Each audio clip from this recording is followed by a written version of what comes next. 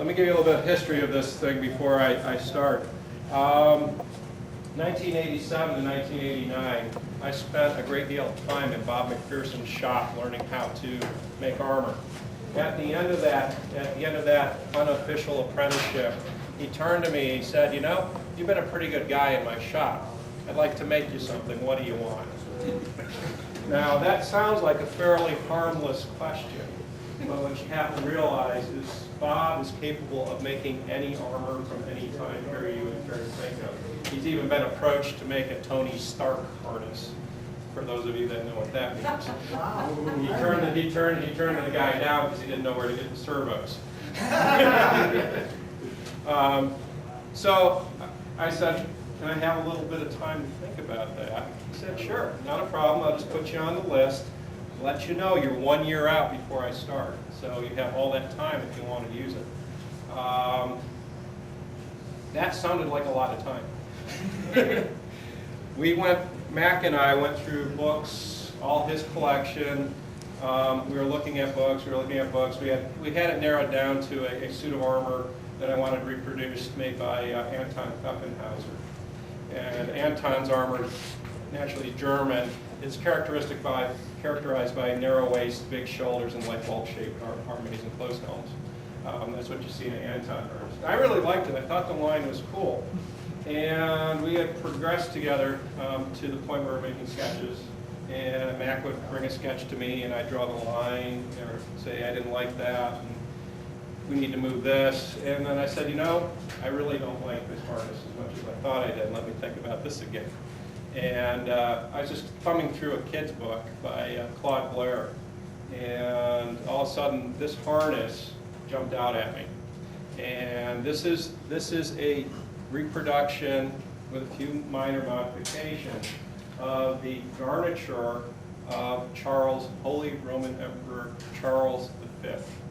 We're looking at about 1506 for the time period for this harness.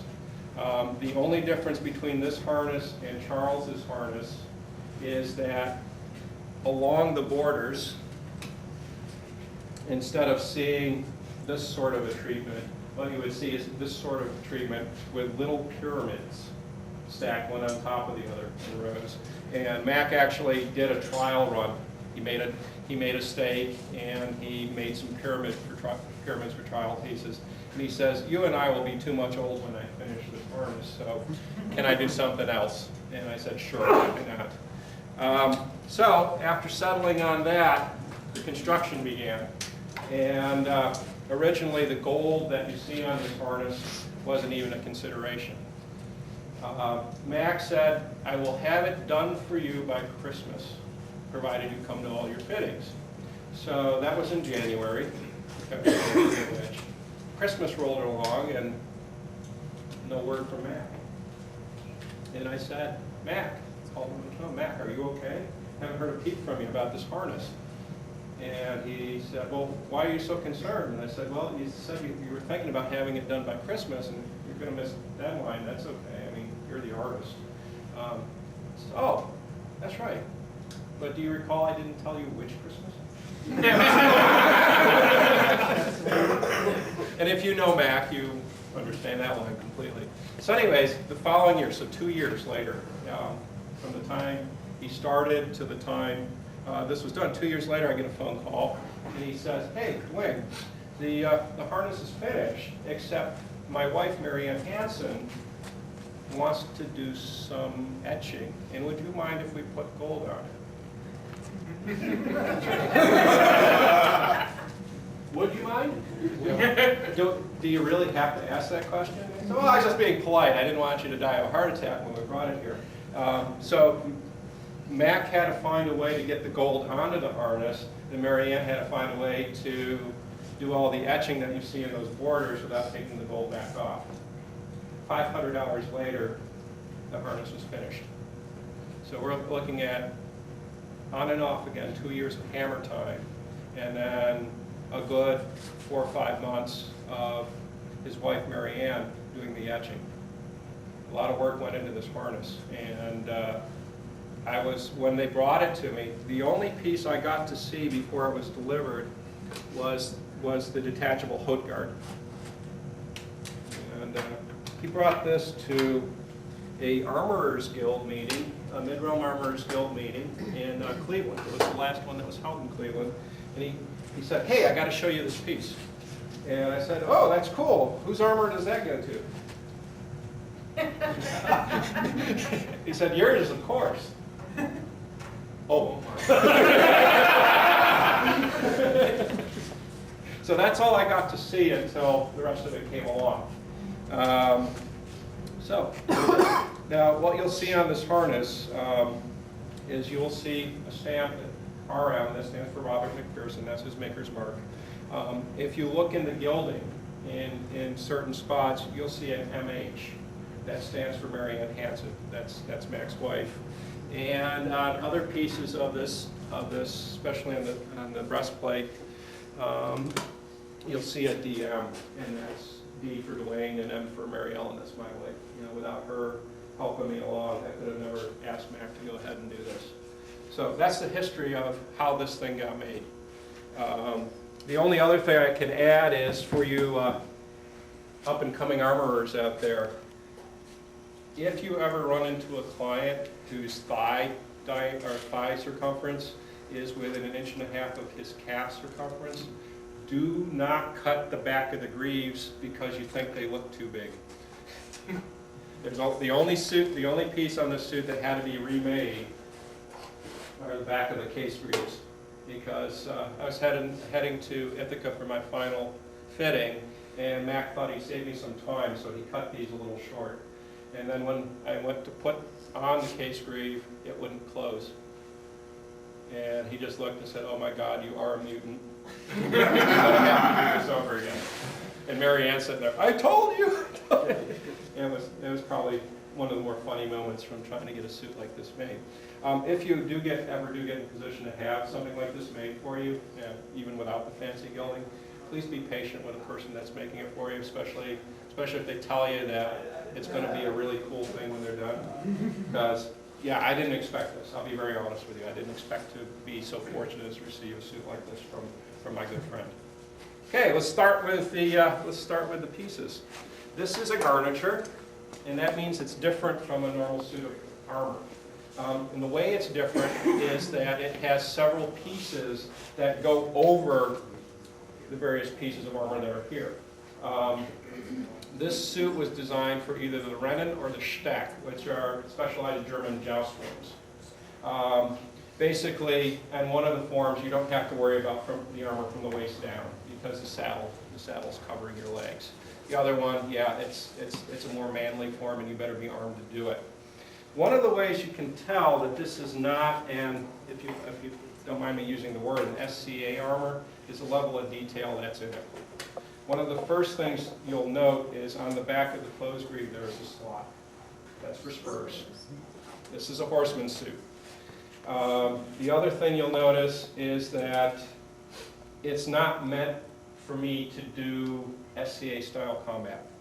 I mean, these greaves, I've worn these for 6 hours with a greave and saboton combination. Yeah, I can't do that with my ankles and foot, but I can move about comfortably. And the reason I can move about comfortably is because that saboton will fold up like that. So I have full range of movement in my foot. The other reason I can move comfortably is because the front of the greave, the back of the greave were actually made after Mac took castings from my calves. He wanted to make sure that this would be something I could wear and not be in pain. If you've ever put on a pair of poorly made greaves, even open greaves, you will realize what pain is very shortly if they have not been made correctly. So he took a great deal of care and time. The other thing I hadn't considered to warn him is if you look at this greave, you'll see that I am bow-legged. And the thing that drove him most nuts in making this harness was getting this line to appear to be straight. When he had this congenital deformity to deal with, he looked at me and he said, man, I don't make osteo armor.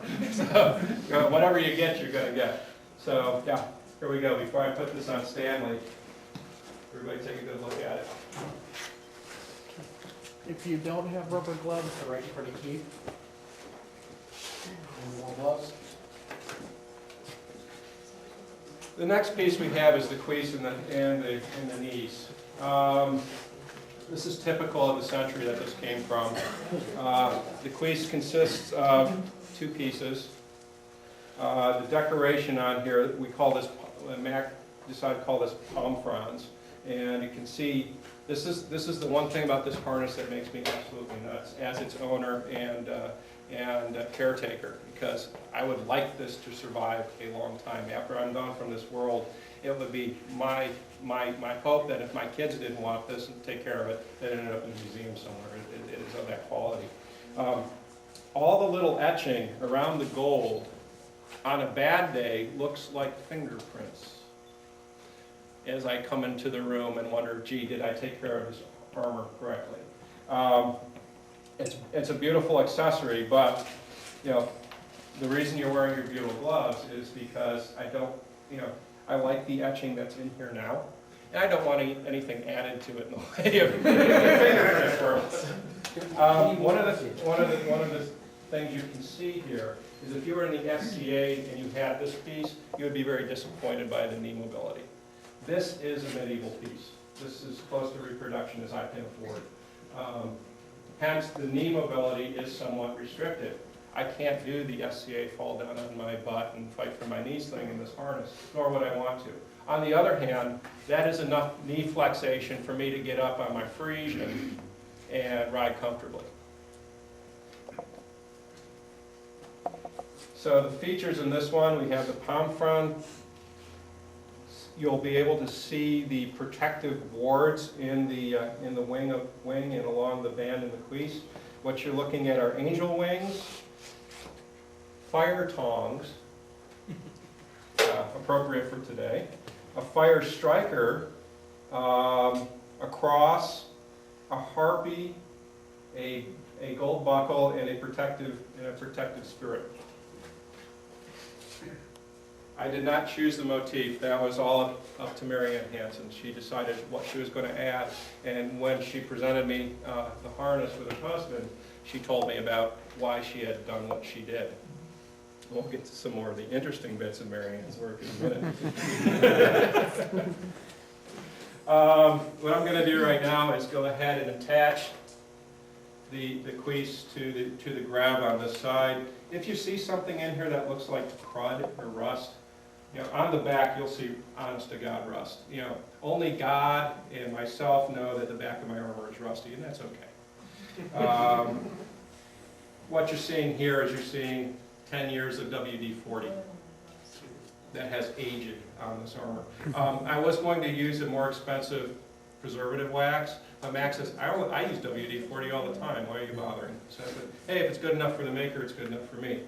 One of the things you should note, the features on this piece of armor, is where it attaches to the greave. There's a key slot for a turn pin, and on the other side there's another key slot for a rivet, a standing rivet catch. It's fairly ingenious how they go together. So when those pieces come along, take a good look at how they go together.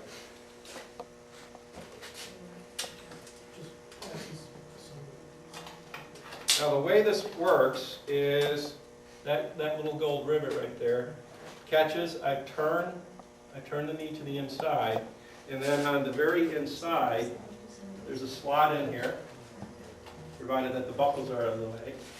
The other way you can tell this is a quality harness is when you do flex that knee, look for the gaps and look for the smoothness of action. Oh, I know why it's not going together. I'm not in a hurry. Hello. Stomach fell off. Wow. Yeah. See, poor Stanley doesn't have the stomach for this demonstration. He's all kinds of hurt. That's okay, having plywood fall down like that. I'm just thinking about the stakes in my shop falling down like that. That wouldn't be so much fun. Now, the points up here are actual arming points. This is the way this leg gets mounted to the undergarments, the gambeson. There would be a couple of points in the skirt where this gets attached to. And the reason they're at the point of the hip and in the front is when you sit down on a horse, you get on a horse, you got to kind of straddle the beast, and your knees come forward. So this is where you want the points, because if the points were back here, then all of a sudden you wouldn't be able to sit so well, because it'd be pulling against you. The tassets should be off right now, but I just kept them on because I was feeling lazy. This is, yeah, let's see. Even though it was 10 years ago, I still fit into it. This is the breastplate, fold, and tassel combination. This is kind of an interesting breastplate. One of the things a lot of people complain about in medieval breastplates when they try them on, if they ever get a chance to, is that at the top, across the upper chest, the span tends to be very wide and uncomfortable to wear.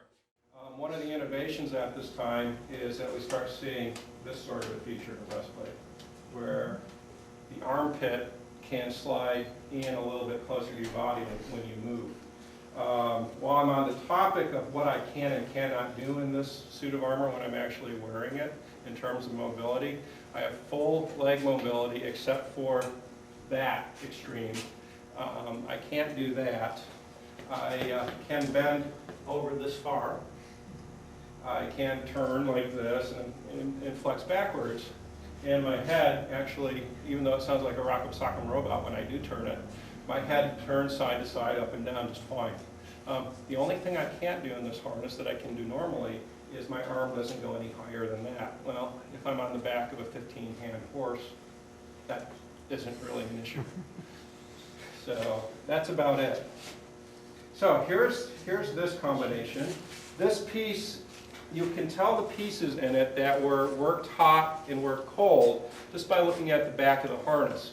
Wherever you see black, that's the remnant of fire scale. Fire scale's been brushed off, but there's some black left from the carbon from the fire. And this was done not on a forge. This was done using a number 8 rosebud tip to control the heat. You can see below that in the fall, the pieces were done cold. Nice shiny steel there still. You can see how these are put together. We have sliding rivets on the outside, and then to make sure that those sliding rivets don't collapse below that stock point, this leather strap is in that keeps that put. When you flip it over, you don't see those rivet heads from the leather, and that's intentional. Even down here you don't see them, they're kind of recessed back into the piece itself. If you look at this piece closely, you could see them. Because of the weight of this thing, I'm not going to hand it around. Yeah, the cuirass is heavy. The back plate, at this point we're moving away from leather straps over the shoulders because that is a point of contention, easy to cut. The other thing that has to go on at the shoulders is there are now posts for the pauldrons. And these posts are spring-loaded. Mac actually had to make those springs. You can't go out and buy them. So that's the other thing I forgot to tell you. Except for one small piece on this suit, no machine tools. It's all done by hand. And I'll show you that piece in a second. So he had to actually create and temper those springs so that they could do their job. Now, so right here, this is spring catch. The interesting thing about this is not so much it's kind of interesting that this piece had to be done hot, and the reason this had to be done hot is it's a reflex piece. But that's not the interesting bit. The interesting bit is that what happened when Mary Ann got hold of this piece, and I will hand this part around so you can better look if you want. Mary Ann and Mac also run a concern called Billy and Charlie's, in which they make medieval pilgrim badges and things much like medieval pilgrim badges.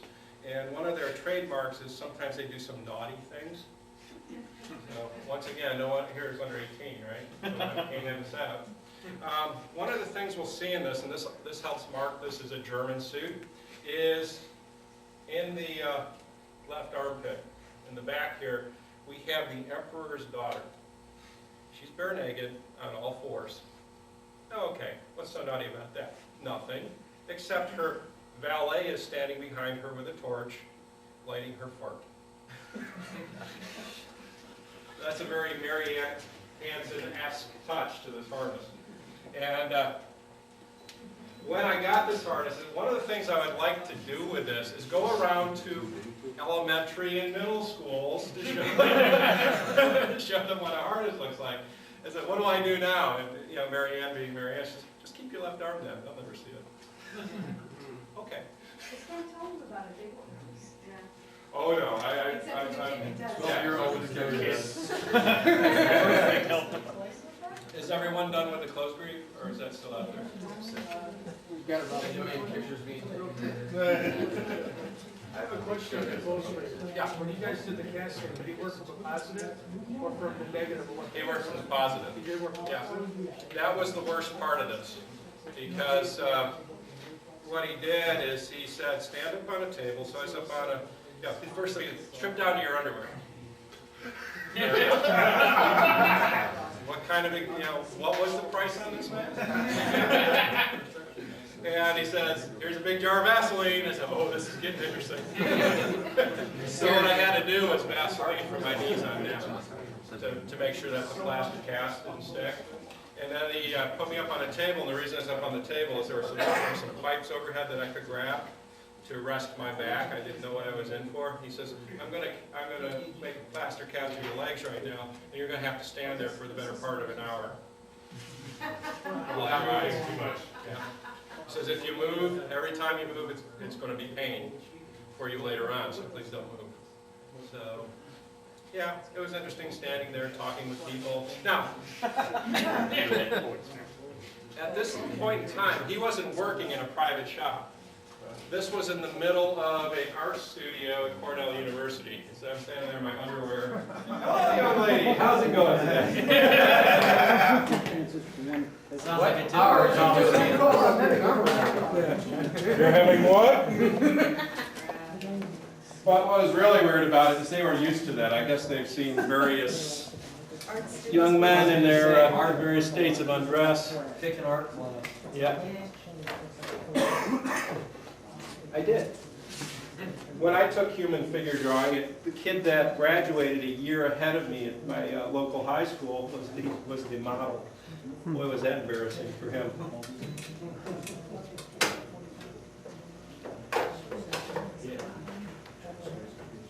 Okay, find your post. Now you can see why squires are a necessary evil.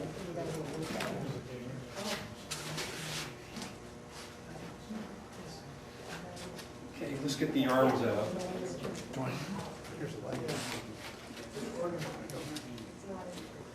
Right, put that out. This arm is surprisingly comfortable to wear. It doesn't weigh that much. It's on the order of 3 or 4 pounds. You can move it effectively. Notice that it is on a turn. So this protects your deltoid, and the rest of the arm is free to move.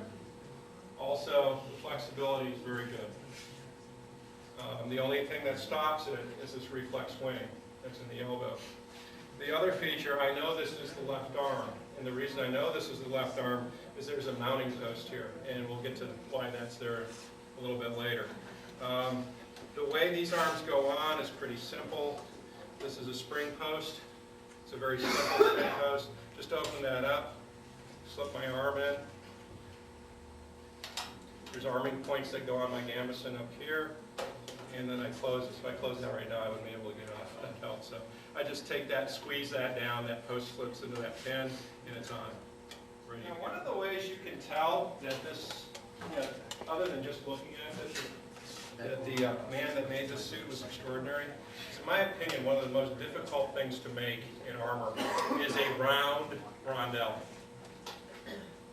Let's take a look at this one. Not only is it round, but the edge is roped, and he had to do interior work. He had to do interior chasing to get that star pattern in there. I still don't know how he did it. And he only admits to having made just one. So So this is the right pauldron. That rondelle is set there to protect the right armpit for whenever the arm does go up to the maximum point.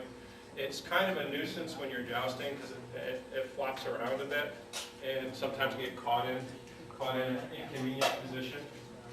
And as long as that's going up, here's its matching buddy on the left side with a haute guard. That little piece that comes up on the left pauldron is a haute guard.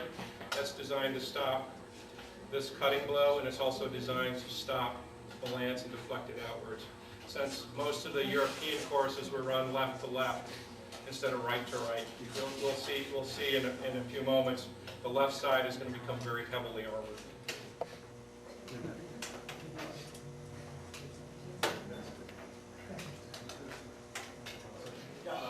Some of the pieces like in here, they're lined with kind of some type of leather. So Yeah, is that just to keep it from scratching the rest of the harness? Yep.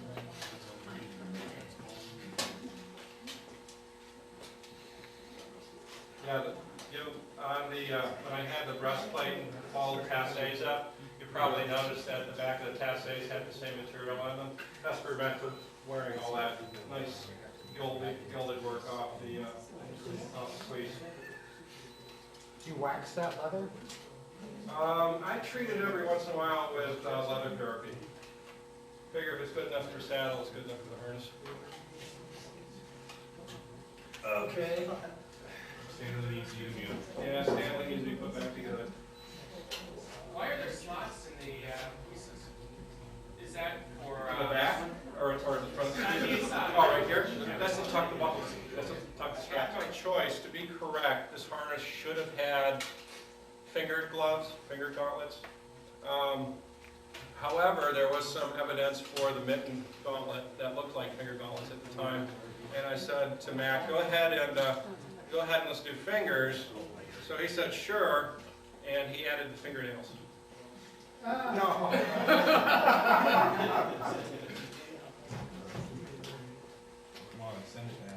Now, send it back? Yeah, I know. I could work my shit. If you don't get what you want, you gotta tell me. Actually, like I said, in this case, I didn't get what I wanted. I got a whole lot more. So, gorget, again, this gorget does not open up the way most SCA gorgets open up. Usually you see a lot of movement. All it has to do is slip around my neck. You don't put on a gorget by bringing it down over your head. The things you can't see in this gorget, just because they're hidden behind linen, are wherever you see these gold straps, or these gold rivet heads, I should say, there are leather straps underneath. And this gorget does flex. Now, I haven't worn it a lot, so it's not as flexible as it could be, but it is quite comfortable to wear. So those aren't articulated, those are straps. Those are straps. So, strap articulation. As soon as I get the back plate, we'll proceed to the next bit. Hint, hint. No, I'm finished. We're admiring the naughty bits. Hush. That's right. You know, there was a thread on the Armor's Archive about armor porn. Somebody was talking about it.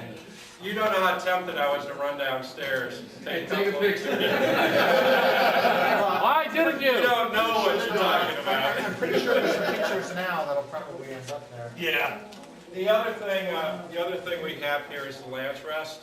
The reason I have that off is I can't put the over breastplate onto the under breastplate if the lance rest is in place. But yeah, just again to let you know, this was done without using machine tools. No piece of armor, no harness, no garniture is complete without a helmet. And the helmet really is the masterpiece of anybody's garniture or harness. This is a armée. Armées were going out of style at this time, so this is a really advanced form of the armée, soon to be replaced with a closed helm. For those of you that have never seen how an armée goes together, this is typical of all armées, starting about 1420, 1425. Basically, you have two large cheek pieces, you have a bowl, and then you have in the back a little tail that comes down. As the years go on, this tail gets wider, and all of a sudden we start seeing this little rondelle. Now, I did tell you, Mac did use a lathe to make one piece of this harness. The spindle on the rondelle is the only time he used machine tool to make this thing. The other thing, the bowl of this arme is raised and it's one piece.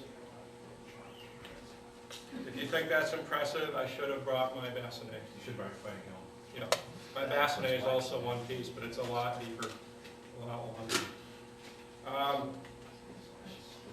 This arme, in the front, it locks with a simple post and hook catch. And then to make sure the helmet stays down, there is a spring catch on the side. This piece here is used when I push this button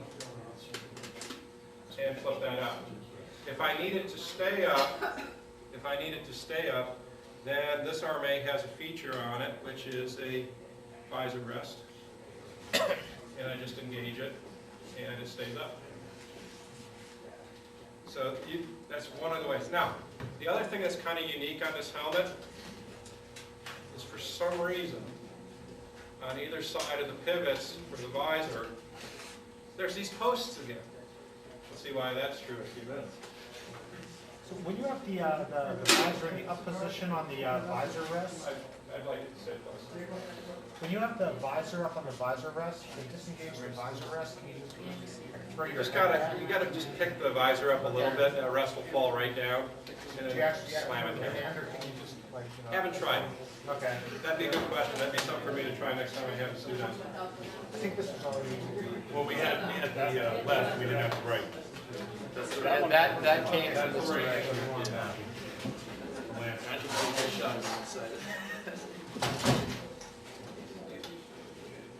Do you need a hand? Yeah. Probably cut the drama a little bit. Otherwise, you can see me move faster than I need to.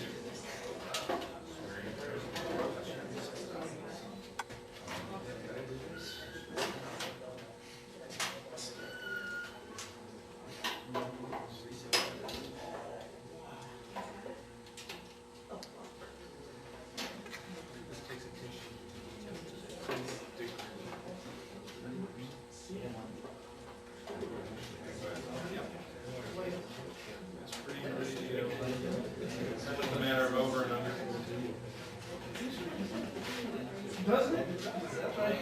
Is it really? So that's how they did that. Yeah. No, I didn't think of that. Oh yeah, the rivets of this Brian has just reminded me to let you know that these rivets are all mild steel rivets in this piece. He actually gilded them after he was done assembling the suit. So there was some more hours. All the buckles that you see here and all the buckle ends, those are custom cast for the suit as well. So we have fire striker buckles. There was a certain specific hole that went with the fire strikers. I can't remember what it was. But Max said if he would have made those for me, then I would have had to prove to him that I was a member of a certain chivalric organization that still exists. And that the members of that organization, if they did reject me, were honored bound to kill me or something like that. I said, no, I'm really not that worried about that particular detail. Thank you very much.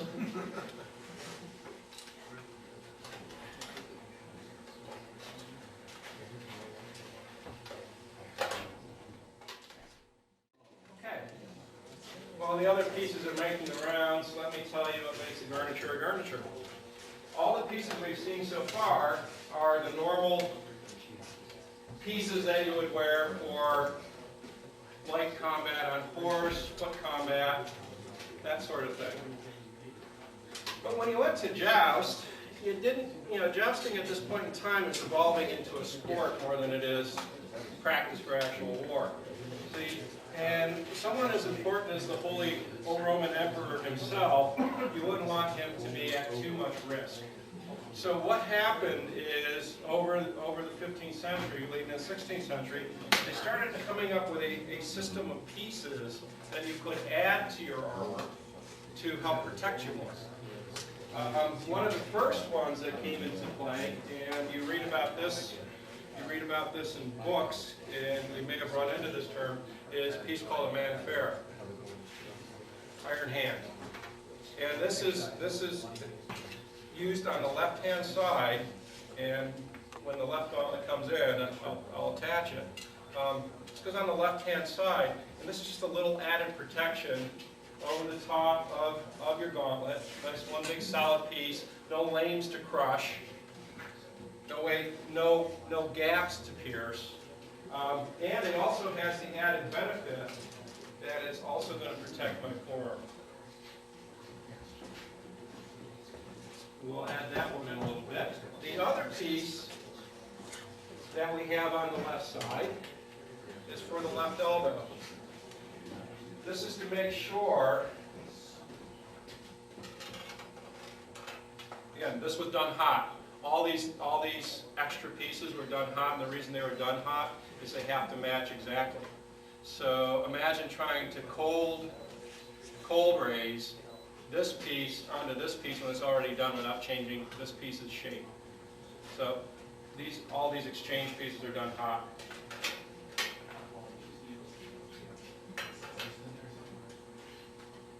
It's just a matter of whether or not the mannequin will let me do it. There we go. It just attaches to that whole point. Again, yeah. Again, we have overlapping. The idea is to start closing up stuff on the left side. We still need mobility on the right side because we're going to have to move the lance. So the only piece we really see coming to the right, again, since the elbow, the interior of the elbow is open, we want to make that a little bit harder to get to. So we'll add this piece over here. Again, it just mounts on the stud.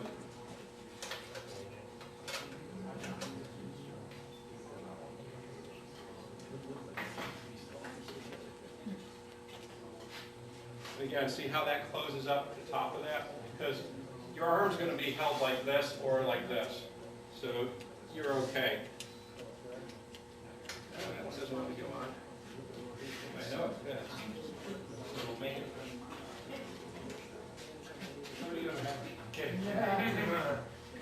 Yeah, it's a lot easier when you're wearing it. Goes a long way to explaining why they had squires. Yep. We'll leave that off. I'm not going to force this. The other thing we don't want to have happen is we don't want to get pierced. This is only a 14 gauge breastplate, so why not add a 10 gauge breastplate over the top of it? Makes sense to me.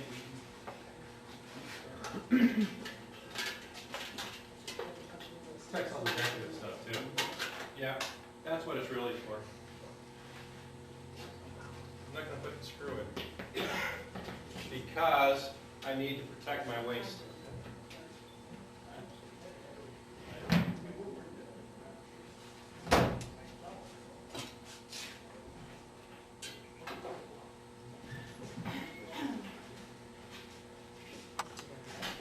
Since those folds, pieces that make up the fold, in and of themselves aren't exceptionally strong, and if a lance does strike the breastplate, it's going to do one of two things. Either it's going to progress upwards and hopefully be deflected by what comes next up here, or it's going to go down to my waist and catch in here and deflect off. It may hit the lanes. If it hits the lanes, I'm probably going to have a bad day. So, to make sure that those lanes don't become an issue, again, this piece was forged hot, make sure that doesn't become an issue, I'm going to put this wrapper around. I think I got to pull the test.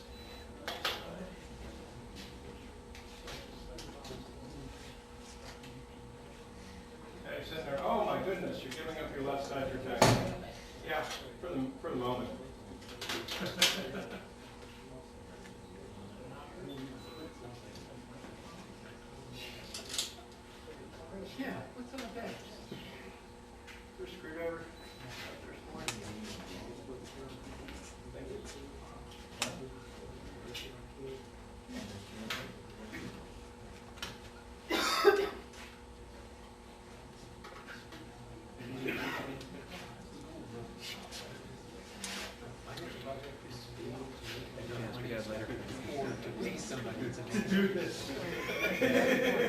Okay, I have given up a little bit on my left side. It's not an issue. I didn't want this flimsy piece of wood there anyways. Instead, I'll take this nice strong tasse and have that protect my left side. So on this little bad boy, guys, this particular piece hasn't seen the light of day in years. Some of the other ones have. I've had people ask me about them.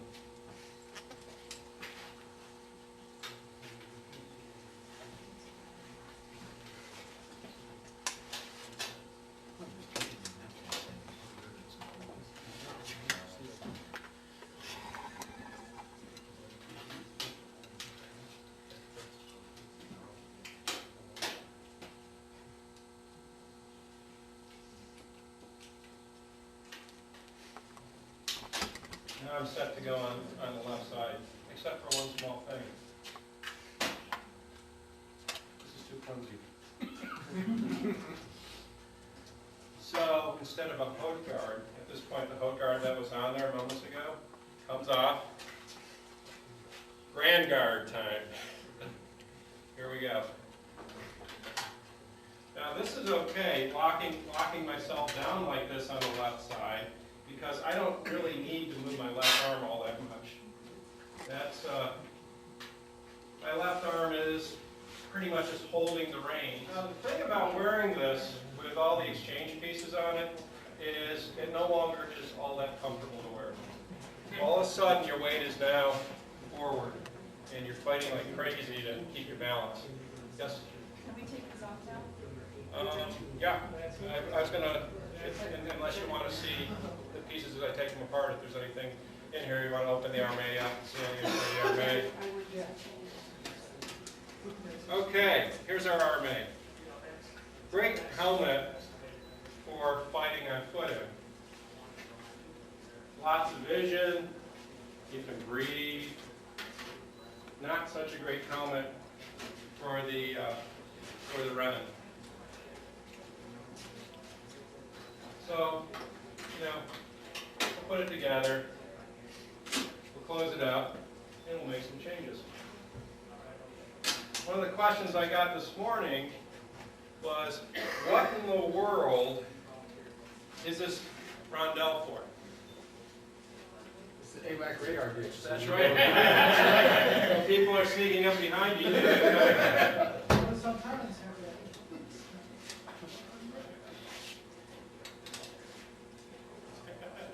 It's for the bever. When you joust, this would be a great helmet to have in terms of vision, but it wouldn't be so great on this side. This is because of all these piercings, all the breath, that weakens the structural integrity of the visor. If you're going to get struck, you usually get struck on the left side. So to solve that particular problem, this piece is made. And it does two things. It closes up those breaths. You got a little bit on the right side, but not enough to be comfortable. It closes up the breath, and it protects the throat, and it makes the left side a little bit less likely to be pierced. Wow. But not good enough. One of the places where you could score the most points in the German joust and the Italian joust was striking the opponent on the brow ridge and breaking your lance. Now, this armée does not have a brow reinforced in it like some armées you see from the earlier part of the century. So, why not put one on? So that's why we have the post on the side here. Slide this guy in.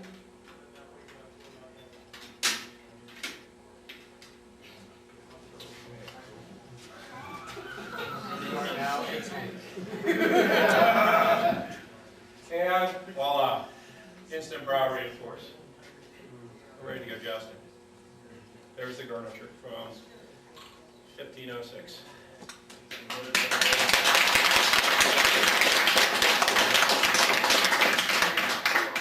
In this configuration, it weighs about 90 pounds. And that's good visibility? For jousting, it's fine. Go straight. Remember, this is for the game. This is not for war. For war, you take all that stuff off and away you go. This is for the game. At this point in time, a very formalized game of the joust, where there is a tilt. There's a tilt between you. There's a barrier down the middle, just like in Knight's Tale. And all you have to do is be a good enough horseman. You know, all you have to do, hence the scar on the side of my face. All you have to do is be a good enough horseman to guide your horse down that line, aim your lance, and hopefully not get knocked off. Now, if you do get knocked off in this harness, it's going to be much more difficult in this configuration to get up. The previous configuration, all it is getting up on your side with your elbow, push you up, a little bit of a sit-up, and then a heck of a squat thrust, and you're up and moving. I do a demo in a 14th century harness, which is a little less flexible than this, about 10 pounds lighter, where I lay down on the ground, back on the ground. I tape a dollar bill to my shield, and I ask a middle school student to pace 20 steps away from me. And I tell them, I'm going to count to 3, 1, 2, 3, say go. You leave. If you can get to me before I get up and peel the dollar off my shield, it's yours. I haven't given a dollar up yet. So, and I believe, having worn this harness for 6 hours, that without the extra pieces, without the exchange pieces of the Garniture, I could also pull that stunt off. So, yeah, it's very flexible. Now, the only piece I didn't put on was the monitor. Just to let you see what this looks like. Again, Armorer's Archive had a gauntlet thing last month, and I did take pictures of this, and I said, no, this is just for this meeting. No one's going to see this harness until I come up to Wisconsin. I think you would have still had a tough call with the one that won. Yeah. Yeah, I didn't have gold. I'm debating that, Rob. Because this would have been in here with the Manfair and without the Manfair as well. The hard part, Mac told me the hard part of making this Manfair is, I don't know if you noticed in the gauntlets, there was a little pyramid.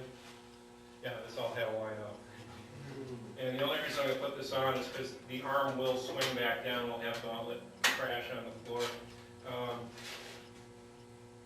But you can see the extent at which the left side was protected.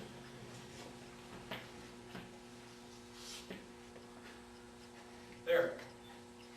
You are now amongst the very few that have seen this in its full configuration. Until today, only 2 people had ever seen this thing all up. The man who made it and myself. So thank you for your patience. Any questions I can answer for you right now? How about you leave the suit?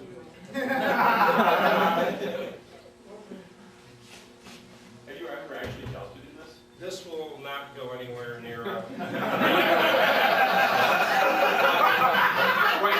However, right now I'm making a full suit for myself, not as decorative. About 120 years earlier in this particular suit. I'm learning jousting the hard way. So yeah, exactly. It's a lot of fun. It's a lot of fun, definitely. The whole idea behind jousting kind of started with this suit, and then I got to meet some people that actually do joust, and I said, yeah, I got the horse, I can do that. No, I've got the horse, I don't know. What did you? Anything about the suit? Has you curious? Where do you keep this? It sits in my living room, just like that. And when my twins guests come to the house, I explain to them that if I find their fingerprints on the suit, I'll get a positive match and send the bill home. But no, this has been sitting in my living room since it's been longer than 10 years, since 92, in this condition. Protected by nothing more than a little bit of luck and a lot of WD-40. Been watching you do this, how long did it actually take to put this on a person for real? Full exchange, better part of an hour. Now, the next question is, knowing me and all the anxiety coming up, you gotta have appropriate openings because you're never gonna make it through without having to go to the bathroom. Do they have such things?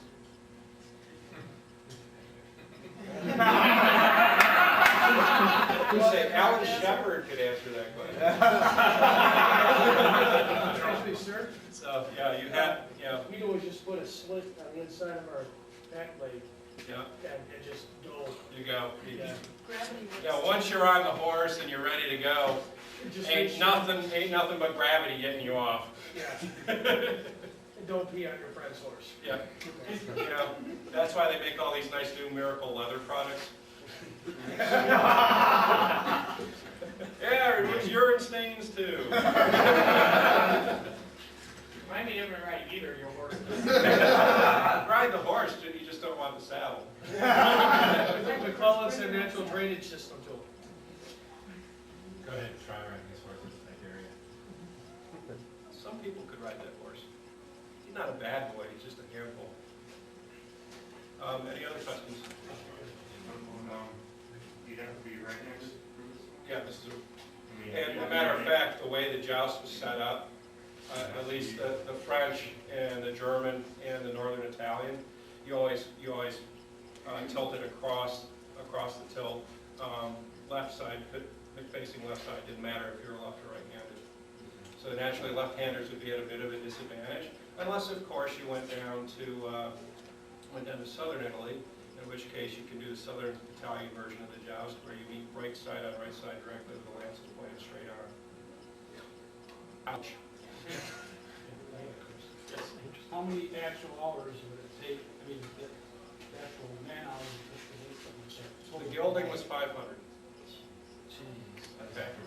The hammer work was done over a period of 2 years. Now, I know one thing, he didn't tell me his hours. He said there are a couple of small projects in between, but this thing I do know about Mac, he works a half a day, 7 days a week. You pick the 12 hours, he'll work it. So, yeah. So you don't really have an hour figure? I don't have an hour figure, but you can pretty much count on of that 2 years, 7 days a week, 12 hours a day, for about 3/4 of that time. Where do you start? It's 5,000 hours. Actually, you make the piece you like best. You know, when I make armor, I start with the arms, just because if I can get the arms right, I feel I can get the rest of it right. So I have the customer try it on, and I don't have a lot of hours into the arms. If it fits and the workmanship is good, then I know I can progress to the more difficult pieces like the helmet or the clothes greaves, and I don't have to worry about the customer saying, oh, that's not the craftsmanship I was expecting. And the arms are still pretty generic, so even if my customer doesn't like them and I have to redo them, I can usually recycle them in other parts. I'm not sure which piece Mac started with. I do know that the helmet was the midpoint of construction. And the clothes greaves were the last thing that was made. 20, 16, 16, 18, 16, 12, 12, 10, 12, 12, 18, 18, 18, 16, 18, 18, 18, 18, 18, 18, 16, 16, 16 on here. This helmet started off as 12 gauge. The majority of the gorget is 18, 16. The breastplate itself and the back plate are 14. The tassets are 16.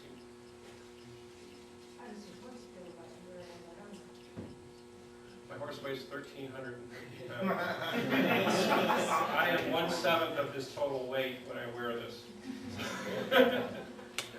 I have a big old Frisian, so he's nice and stocky and well built. But I was looking at the horseshoe that was made today and said, No, not for my little buddy. He's got dish plates for moose. And he's very much a puppy dog. Do this, he knows that means come over. This means we're going to lunge today, we're going to lunge in this direction. And I just round it up and point in that direction, lunge in that direction. And I just call out the gates. So I don't know how he feels about it. I know that he's seen me in various pieces of armor. I'm not at the point where I'm going to get on his back yet. But he doesn't know I'm me when I'm wearing the armor. Yes. And he gets a little concerned. But he'll get over that in time. When the new riding suit is finished, it will live in the stable outside his stall. So he'll see it every day. And then I'm desensitizing him to the sound of the plates rattling against one another and the lance. He likes the lance. He thinks it's an excellent source of food.